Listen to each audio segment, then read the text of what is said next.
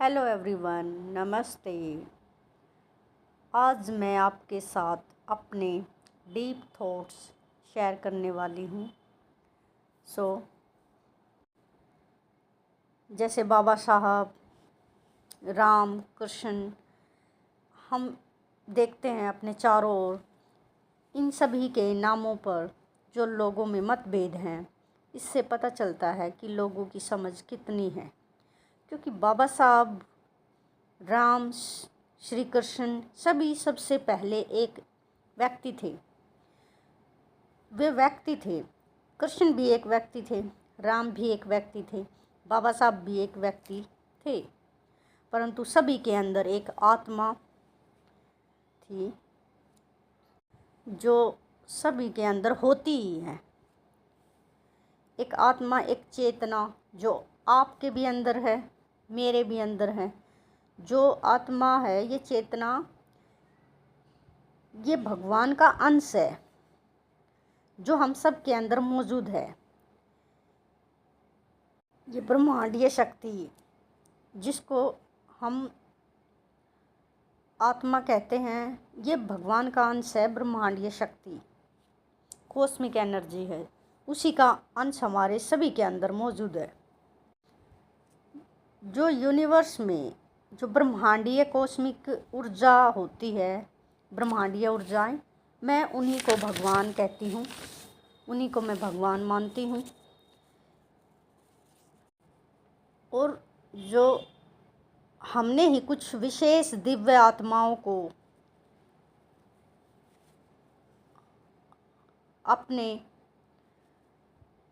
मंदिरों में मूर्तियों के रूप में स्थापित किया है, जिन्होंने अपनी आत्मा को एक्टिवेट कर लिया था, अपनी चेतना को फोकस्ड कर लिया था, अपने पुरुष तत्व को जगा लिया था। आसान समझने के लिए साइन सिंबल के रूप में हमने अपना भगवान माना, क्योंकि उन्होंने अपने अंदर के जो आत्मा रूपी तत्व को जगा लिया था। और एक इंसान की एक आदत होती है, उसे सामने कोई दिखना चाहिए जिसके लक्ष्य कदम पर वो चल सके। तो ये आसान साइन सिंबल के रूप में हमने ये मंदिरों में स्थापित किया है। अपने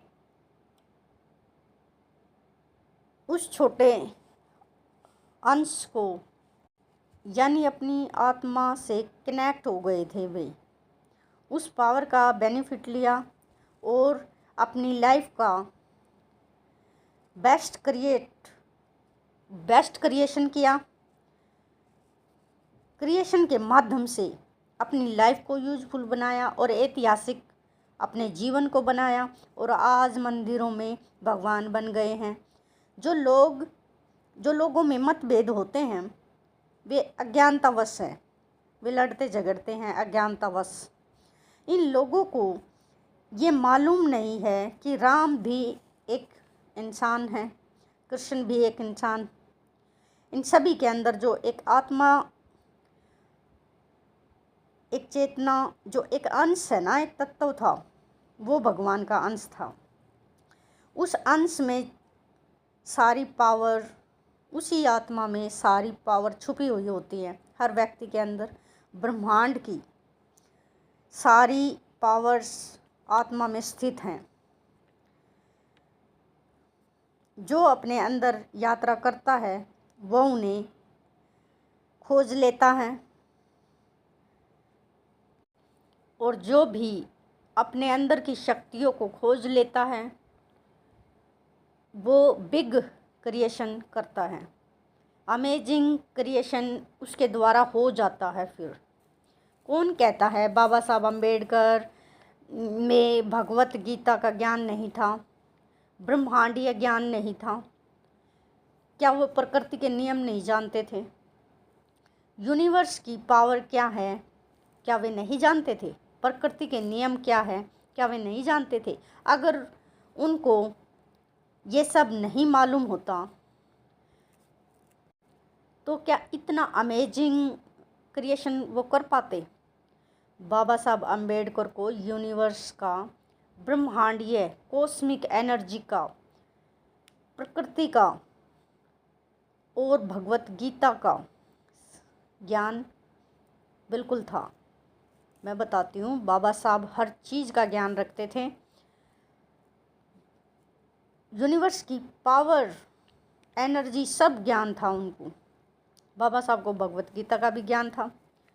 बाबा साहब के हाथों में, अगर बाबा साहब को ये ब्रह्मांडीय ज्ञान नहीं होता तो क्या बाबा साहब के हाथों में कलम होती? बाबा साहब के हाथों में कलम नहीं होती अगर उनको ज्ञान ना होता तो। उनके हाथों में होती फिर तलवार, और उनके हाथों में तो एक तलवार होती, और उनके विरुद्ध जो लोग खड़े होते उनके हाथों में हजारों तलवारें होती, तो फिर क्या होता? कोई भी क्रिएशन होता? शून्य पर खोजे डिस्कवरी ख़त्म हो जाती। जो आज क्रिएशन बाबा साहब करके गए हैं, जिसके लिए लोग लड़ते हैं, बहस करते हैं, जो बाबा साहब अम्बेडकर इतना बड़ा इतिहास रच के गए हैं, फिर वो होता? नहीं हो पाता। बाबा साहब अम्बेडकर को हर चीज़ का ज्ञान था, यूनिवर्स का, भगवत गीता का, प्रकृति के नियम क्या होते हैं, और खुद की आत्मा का ज्ञान। खुद की आत्मा को एक्टिवेट किया, ब्रह्मांड के साथ कनेक्ट किया, तभी बाबा साहब अम्बेडकर अपनी शक्तियों का सही यूज कर पाए।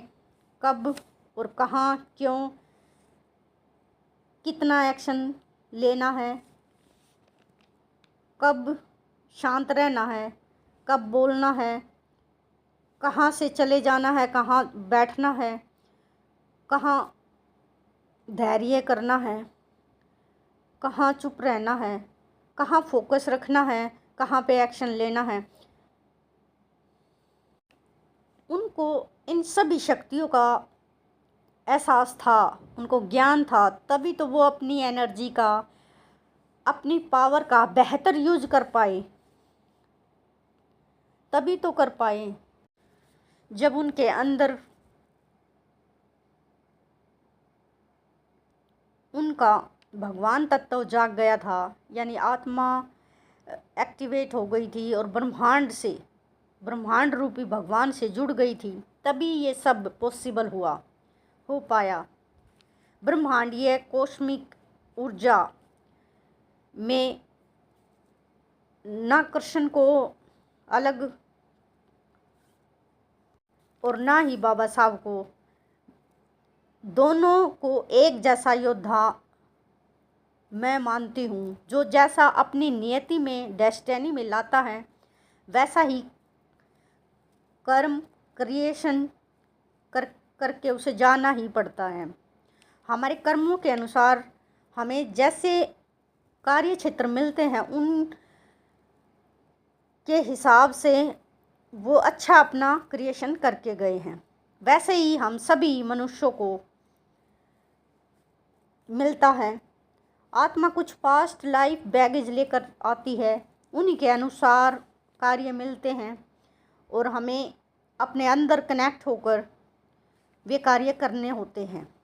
और जो बाबा साहब ने क्रिएशन किया है वो हम सभी ने देखा है, सुना है, पढ़ा है, और हम डे बाय डे देखते हैं कि भारत में एक लाइलाज बीमारी थी जो फैली हुई थी बुरी तरह। उसका ऐसा ट्रीटमेंट, ऐसा इंजेक्शन बनाया संविधान, जिसकी जितनी तारीफ़ की जाए उतनी कम है। संविधान भारत का हृदय है, भारत की आत्मा है, प्राण है। ओके,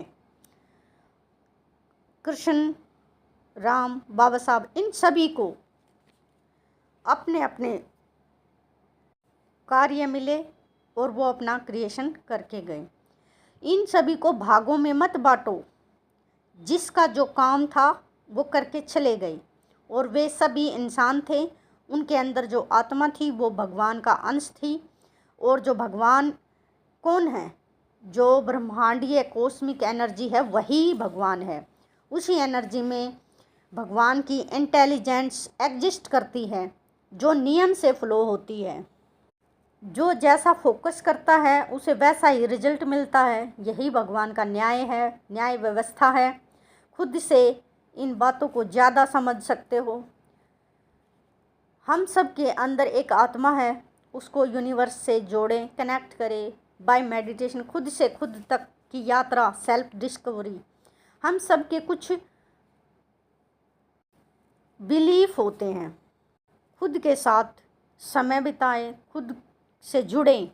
आप खुद से जुड़ते हो तो आप ब्रह्मांड से जुड़ जाते हो, क्योंकि जो ब्रह्मांड बाहर है वही हमारे अंदर है।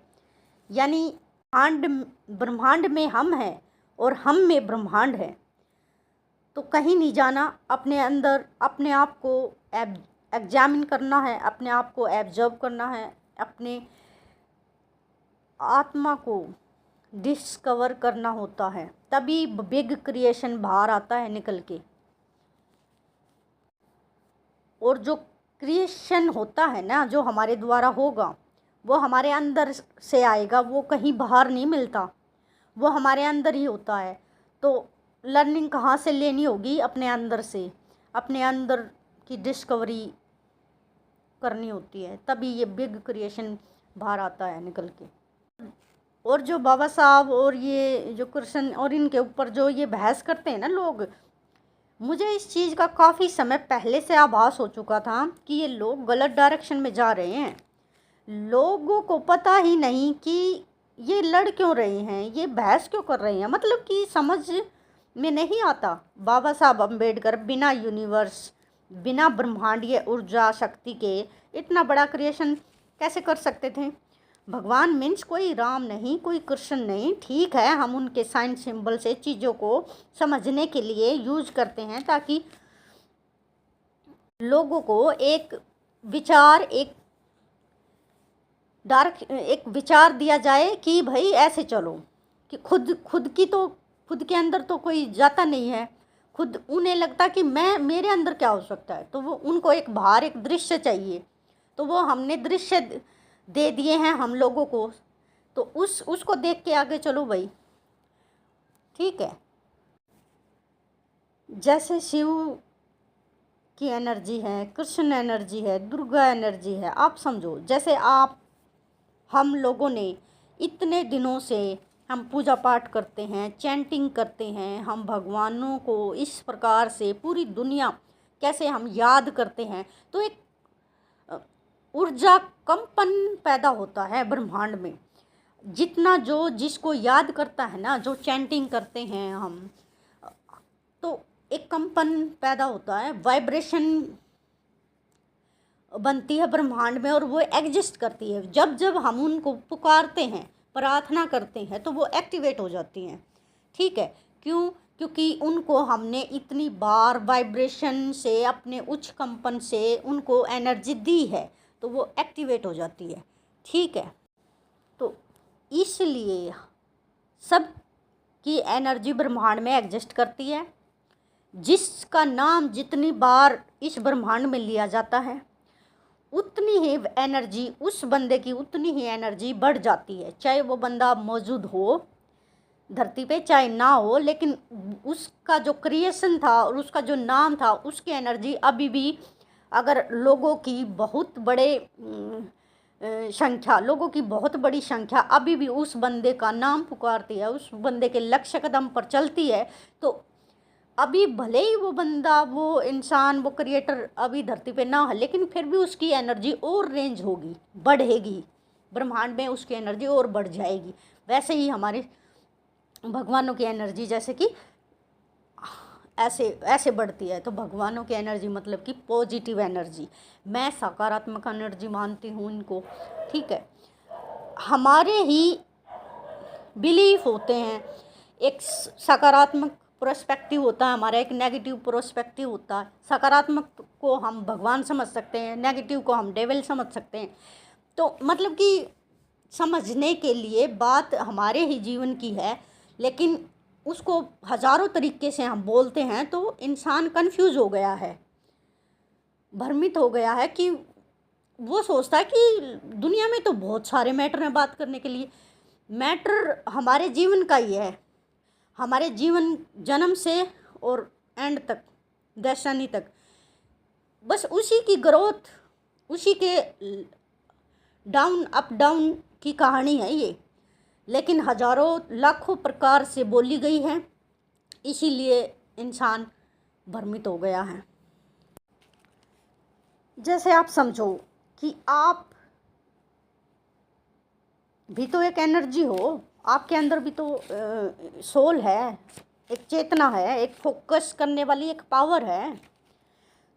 तो मान लो आप बड़ा क्रिएशन करो, बिग क्रिएटर बन जाओ आप, कुछ बहुत बड़ा काम आपके हाथों हो जाए और बहुत सारे लोग आपको फॉलो करने लग जाएं, आपका नाम पुकारने लग जाए, आपके लक्ष्य कदम पर चलने लग जाए, आपको फॉलो करने लग जाए, तो सोचो ऊर्जा का उच्च कंपन कितना बढ़ेगा आपके नाम का, आपके क्रिएशन का। तो वो भी वातावरण में फैलेगा, यूनिवर्स में फैलेगा।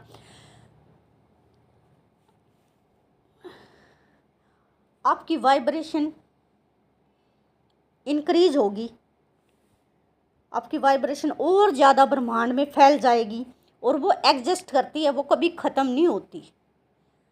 ठीक है, आपने जो क्रिएट किया है ना, वो होता इतना अमेजिंग है कि बहुत बड़ी संख्या में लोग उसे फॉलो करते हैं, उसे पुकारते हैं, उसे एक कहते हैं ना, एक लहर, किसी के नाम की एक लहर सी चल गई। तो लहर क्या, वही तरंगे, ऊर्जा का उच्च कंपन आपके नाम से रेंज हो रहा है, बढ़ रहा है, फ्लो हो रहा, आपकी ऊर्जा फ्लो करती है। फिर आपकी जो एनर्जी का वाइब्रेशन है ना, जो वो उच्च लेवल पर फ्लो करती है और वो ब्रह्मांड में रहती है, एग्जिस्ट करती है।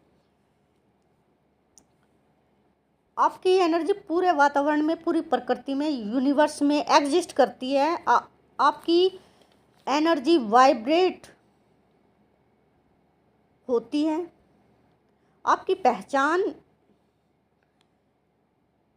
ब्रह्मांड में बड़े लेवल पे एग्जिस्ट करती है, विचरण करती है। फिर जब जब आपका नाम पुकारा जाएगा तो आपकी एनर्जी, जब आप ना भी होगे ना धरती पे, जब जब आपका नाम पुकारा जाएगा, आपको फॉलो किया जाएगा, तो आपकी एनर्जी भी एक्टिवेट होएगी फिर ब्रह्मांड में। और जो बंदा आपको शिद्दत से फॉलो करेगा, आपके एक्शंस के हिसाब से अपनी ज़िंदगी चलाएगा, आपका नाम पुकारेगा, तो आपकी रेंज भी, फिर आपकी ऊर्जा का कंपन बढ़ेगा वातावरण में, ब्रह्मांड में। तो ये होता है, ऊर्जा इंक्रीज होती है, एग्जिस्ट करती है ब्रह्मांड में। ठीक है, तो सबके अंदर वही पावर है, कोई कम नहीं है, बस लोगों का फोकस बाहर की तरफ है। जिस दिन लोगों का फोकस अंदर की तरफ हो जाएगा ना, तो वो अपनी उस शक्ति को, अपनी उस पावर को जान सकते हैं और फिर एक्टिवेट भी करना। जब जान ही अभी पता नहीं है, जब जान ही जाएंगे तो एक्टिवेट भी कर ही लेंगे। तो उसी प्रकार हमारे जो, हमने जिनको भगवान माना है, अपने मंदिरों में स्थापित किया साइन सिंबल के रूप में, हम उनके नियम, एक्शन, विचारों पर हमें अमल करना चाहिए, अपनाने चाहिए। उनकी पूजा ज़रूरी नहीं है, उनकी पूजा ये मूर्ति पूजा तो बिल्कुल ही व्यर्थ मैं समझती हूँ। मैं खुद भी नहीं करती हूँ, मैं एनर्जी को मानती हूँ।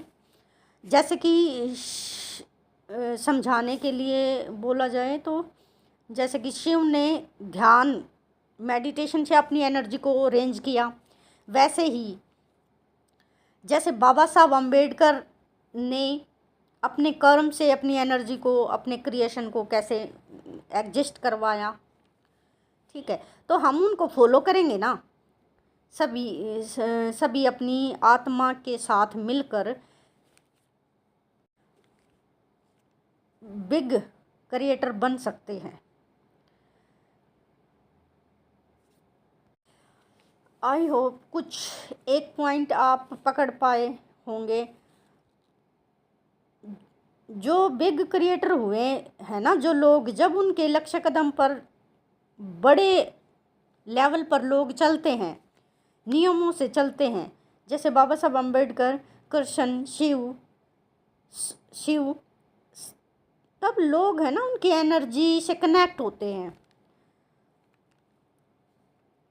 और आपका फोकस जिस चीज़ पर, जिस व्यक्ति पर, जिस स्थान पर होता है, आप वैसे बन जाते हो।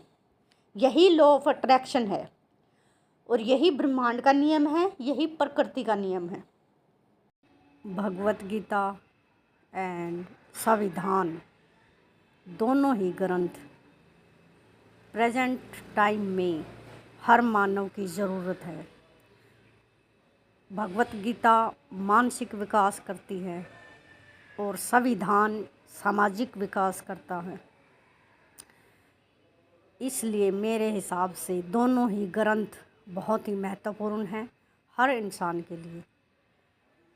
तो कोई भी क्रिएशन कम नहीं होता, अपनी अपनी जगह पे हर क्रिएशन, हर क्रिएटर अपना काम करता है। Thank you.